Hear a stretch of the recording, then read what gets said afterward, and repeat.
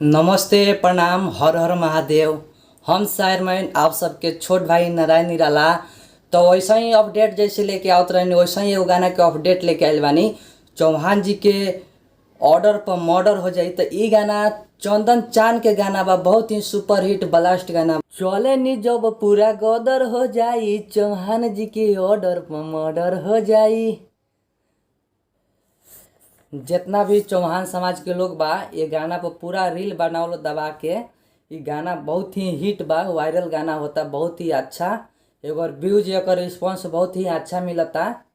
ये गाना के हम थोड़ा सा रिव्यू करके हम सुना देता नहीं, तो सुन ली लो।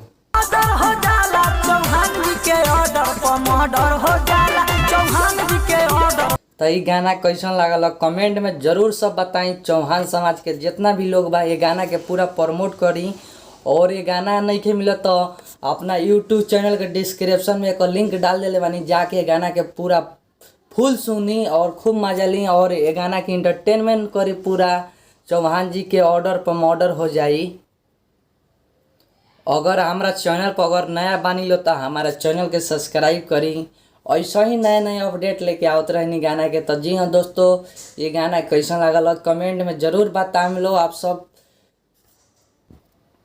और फिर मिलते हैं अगले वीडियो में, तब तक के लिए best of luck. So thank दोस्तों।